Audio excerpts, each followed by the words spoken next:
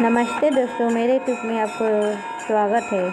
क्यों मथारा ने कैकेयी को भड़काया। प्रभु श्री राम वन गमन मथारा का बेर या विधि का विधान।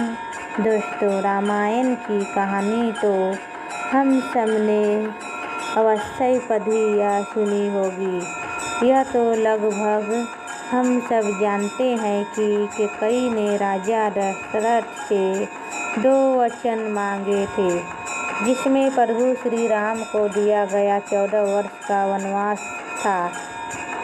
कैकेयी को ऐसा करने के लिए उकसाने वाली उनकी दासी मथारा थी। लेकिन यहाँ सवाल उठता है कि आखिर मथारा ने प्रभु श्री राम को अयोध्या का राजा बनने से क्यों रोका। वो क्यों नहीं चाहती थी कि राम जी अयोध्या का राज सिंहासन पर बैठे। क्या उसका राम जी से कोई बैर था या इसके पीछे कोई और कारण था। इस लेख में हम इन्हीं सवालों का जवाब जानेंगे। जब प्रभु श्री राम के राज्याभिषेक की घोषणा हुई तो पूरी अयोध्या नगरी में उल्लास और उमंग की लहर दौड़ गई। पूरे अयोध्यावासी तैयारियों में जुट गए। लेकिन इस खुशी को देखकर देवतागण घबरा गए, क्योंकि प्रभु श्री राम का जन्म रावण के सहारे के लिए हुआ था और उन्हें लगा कि यदि वो उसी वक्त राजा बन गए तो रावण का संहार कैसे होगा। देवताओं को राम जन्म का असली उद्देश्य भटकाता हुआ दिखाई देने लगा, जिसके बाद समस्त देवताओं ने इसके उपाय के बारे में सोचा और वो माँ सरस्वती जी के पास गए। उन्होंने माता सरस्वती से कहा कि आप कुछ सहायता करिए। तब राम को वन भेजने के उद्देश्य से देवताओं ने ज्ञान और बुद्धि की देवी सरस्वती के माध्यम से कैकेयी की दासी मथारा की मति यानी बुद्धि फेर दी। परिणाम स्वरूप मथारा के अंदर क्रोध, लोभ, ऐश्वर्य जैसे भाव आ गए और उसने कैकेयी को राम के विरुद्ध भड़का दिया। इससे यह स्पष्ट होता है कि दासी मथारा का प्रभु राम जी कोई बैर नहीं था, बल्कि मूल उद्देश्य धर्म की स्थापना के लिए ऐसी परिस्थिति का निर्माण होना था। मथारा की भूमिका उसी परिस्थिति निर्माण का एक हिस्सा थी।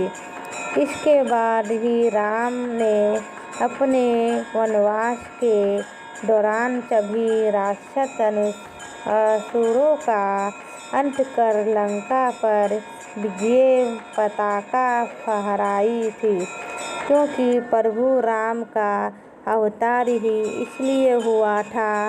रामचरितमानस में गोस्वामी तुलसीदास जी ने भी मथारा के बारे में कहा है कि मथारा की एक गलती ने उसे उपदेश का भागी बना दिया।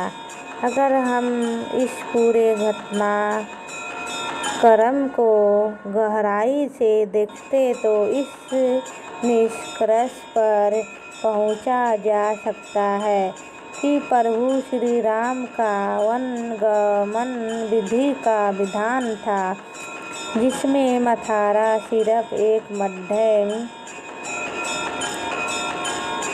मध्यम बनी। तुलसीदास जी इसी तथ्य को स्पष्ट करते हुए कहते हैं कि हानि लाभ जीवन मरण यश अपयश विधि हाथ अर्थात हानि लाभ जीवन मरण यश अपयश यह सब भगवान के हाथ में होता है, मनुष्य के हाथ में नहीं। बाद में मथुरा इस कार्य के लिए पारसिक की अग्नि में भी जली थी। अंत में जब प्रभु श्री राम अयोध्या लौटे थे तब उन्होंने और माता सीता ने मथुरा को माँ संबोधित करके उनसे आशीर्वाद लिया था।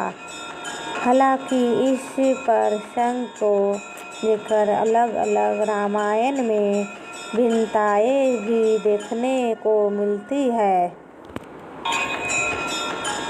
तो दोस्तों, यह था रामायण से जुड़े एक रोचक प्रश्न का उत्तर। आप श्री मंदिर पर उपलब्ध ऐसी ही आवश्यक जानकारियों को जरूर प्राप्त करें। कैसी लगी मेरी वीडियो कमेंट करके ज़रूर बताइए। जय श्री राम लिखिए, लाइक कीजिए, शेयर कीजिए दोस्तों।